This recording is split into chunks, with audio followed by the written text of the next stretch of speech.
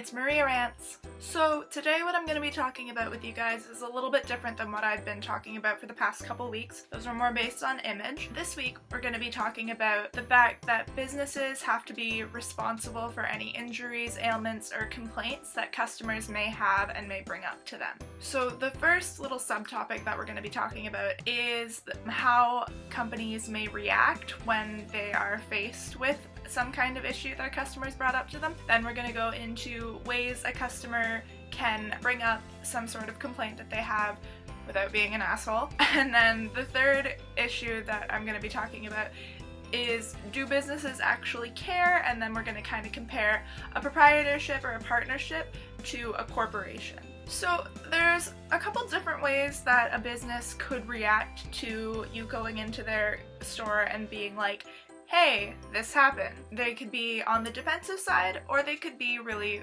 good with you and like really work with you. So on the defensive side, I guess there is reasoning behind it because, for example, there could be a lot of lawsuits behind whatever you're complaining about, or they might think that it's like a lose business kind of complaint instead of like a constructive criticism complaint. So about the lawsuits, if a business is negligent and fails to provide duty of care for the customer, there's like a breach in this duty of care, and then if some kind of harm happens from that breach, then there is viable grounds for a lawsuit there. And lawsuits can involve a bad reputation, it can involve owing money to the plaintiff. There's a lot of different things that they would have to deal with if a customer were to want legal action taken on whatever were the case. On the other hand, a business can act on the defensive side if they think that a customer is trying to say, I'm never shopping at your store again, and I'm going to tell all of my friends not to shop at your store because it's the worst. And I know from personal experience in retail that when customers complain about things, a lot of the time it comes off like that. So whatever they're complaining about is most likely not your fault, and the customer may actually just be trying to inform you of what's happened and maybe suggest a way that it could be better.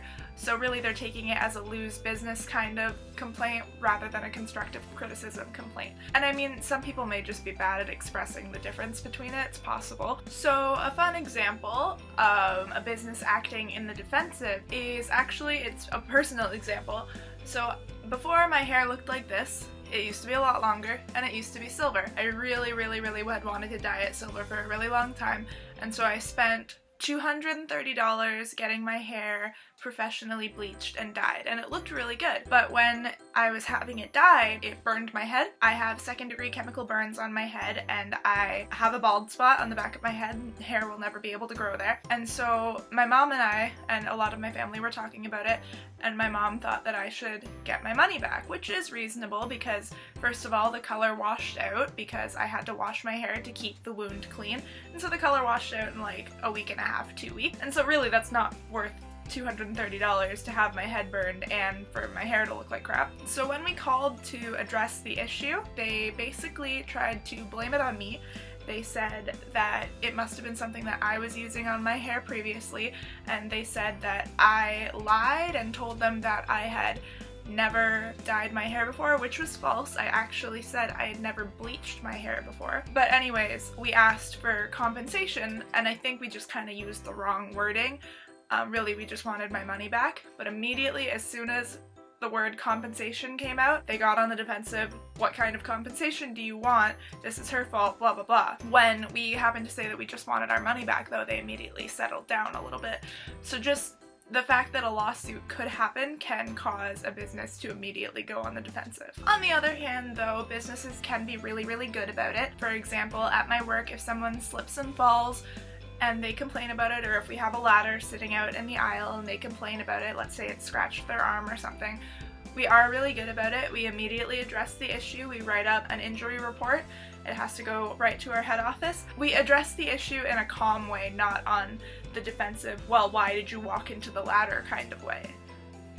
So there is really a difference. Businesses can react in more than one way, and to get that good reaction from a business where they actually want to help you is my second topic. So different ways for a customer to encourage a good response from a business when they bring up a complaint or an ailment. There are a couple different things. So really, you want to be polite and respectful. You don't want to barge in and like make a scene or anything like that. You really want to be educated on the issue at hand because it's important to know all of the facts, and you also want to know both sides of the issue, so your side of it and possibly the store's side of it as well, just so that you're fully understanding the possible reasons why this happened or anything like that. You want to address the issue in a mature way. I think it's really important, if you want to be taken seriously at all, to be mature about it and not, again, throw a fit or anything like that. Again, you want to remain calm. That's a very good idea. Don't be a jerk, because a lot of the time if you're angry at something and you're yelling at a cashier, it's not that cashier's fault.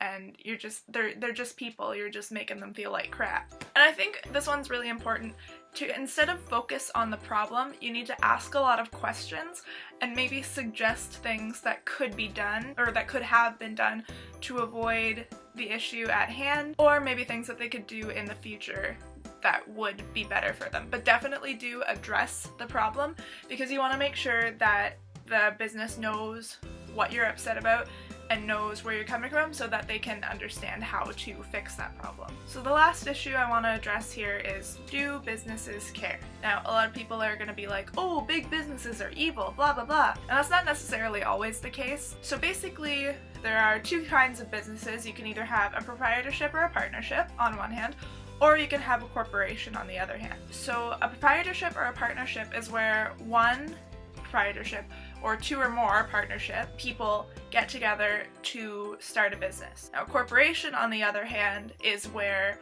the corporation is an entity in itself. So the stakeholders, which are the people that run the corporation, they each have only limited liability in that corporation.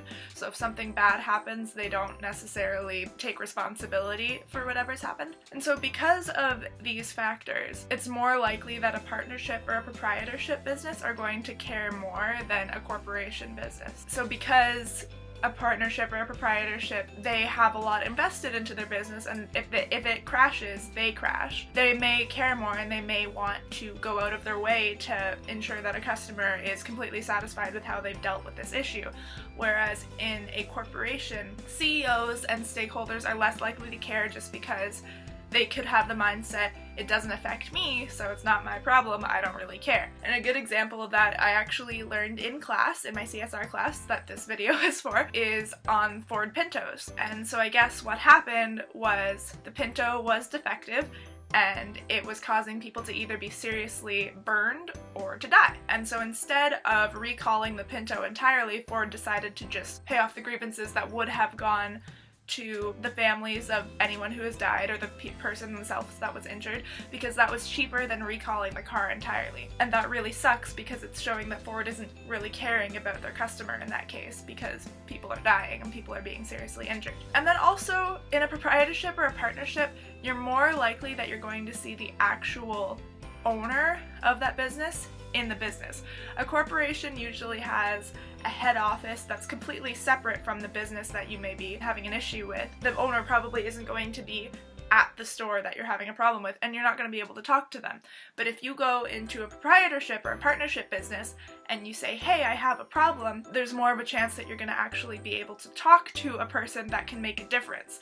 That person will be able to actually do something, instead of you talking to a manager of a store that has to relay information to their DM, and then that DM has to relay information to more head offices and more head offices, and really information could get lost or people could just not care because of all the relaying. So ultimately, I think that this issue of businesses have to take responsibility for complaints or ailments, I think it is a part of our general topic of CSR, because when it comes down to it, people want to buy from businesses that are socially responsible. And if a business isn't taking responsibility for things that have happened to their customers, it's not being socially responsible. You can't hurt someone at your store or with a product that you sell and then claim that it's not your fault or that you're not going to do anything about it and then still be ethical. That's not how it works. So thanks for listening to my rant this week, guys. Like I said before, it is a little bit personal to me. If you're interested in checking out my blog that I'll be doing on this subject, the link to the blog will be in the description box below. There won't be a video next week just because I'm on a break, but there will be a video in the next week following. So I hope I can convince you to stick around for that and maybe tune in for my next topic.